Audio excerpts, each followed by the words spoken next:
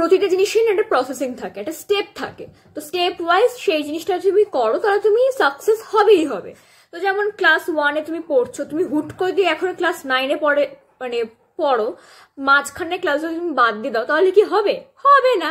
ঠিক তেমনই প্রেম ট্রেম রিলেশনশিপ এইসবের ব্যাপারে ফার্স্টে ডেটে যাও। ডেটে মানে ফার্স্টে কাউকে পছন্দ করো, পছন্দ করে তার সাথে ডেটে যাও। ডেটে যাওয়া মানে ভাই তার সাথে প্রেম করা না, বা তাকে ভালো লাগা ভালোবাসা না, জাস্ট ডেট করা। এটা রিয়েলাইজ করার জন্য যে তার সাথে আমার কোনো কম্প্যাটিবিলিটি আছে কিনা, তাকে আমার ভালো লাগছে কিনা সেটা জানার জন্য তাকে ফার্স্টে ডেটে যেতে হয়।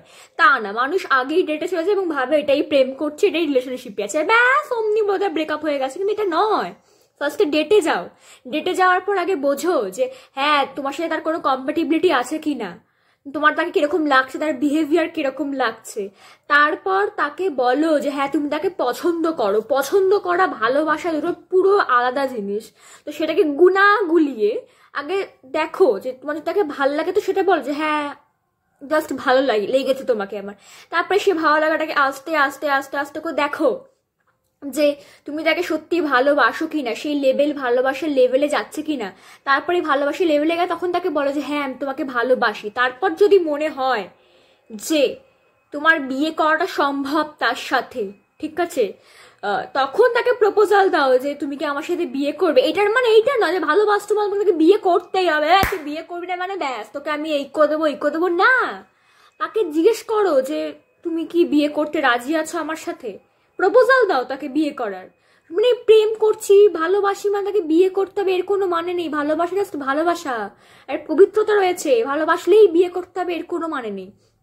তাহলে তাকে বলো যে তুমি আমার সাথে কি বিয়ে করবে। যদি দেখো যে সেও রাজি এবং সবকিছু দিক থেকে ঠিকঠাক, তারপর বিয়ে করো। তারপর বাচ্চা পায়দা করতে হলে করো, না করতে হলে না করো। এবার সেটা তোমাদের টাকা পয়সার ওপর ডিপেন্ড করছে, তোমাদের শখ ফুর্তির ওপর ডিপেন্ড করছে, ফিউচারের ওপর ডিপেন্ড করছে, তো সেটা করো। তো এইভাবে যদি একটা মানুষ চলে, মানে একটা না মানে প্রতিটা মানুষই চলে, তাহলে কিন্তু যেরকম ব্রেকআপ ব্রেকআপ ব্রেকআপ হয়ই না। হ্যাঁ অত মন ভাঙেই না কিন্তু। না ভাই, এইসব করে বেড়াবে, তারপরে বিয়ের পর পরকিয়া করবে এবং সেই পরকিয়াটাকে বলবে ভেরি গুড, পরকিয়া ইজ ভেরি গুড, পরকিয়া is very good for health, এইসব বলে বেড়াবে, ভুল ভাল বাতলা ঝেড়ে বেড়াবে। খুবই বাজে জিনিস। প্রতিটা সম্পর্ককে পবিত্রতা থাকা উচিত, প্রতিটা সম্পর্কে স্নিগ্ধতা থাকা উচিত, পিওরিটি বলে বস্তু থাকা উচিত না। এর সাথে একে লাগিয়ে দিচ্ছে, তার সাথে তাকে লাগিয়ে দিচ্ছে কেন? এরকম ভাবে স্টেপ ওয়াইজ কাজ করো, তবে দেখবে ব্রেকআপ কম হবে, শরীর স্বাস্থ্য মন ভালো থাকবে। এত জ্ঞান দিলাম তার কারণ আমি রিয়েলাইজ করেছি, সেই রিয়েলাইজেশন থেকে আমি বললাম, বুঝলে? ভাল লাগে না।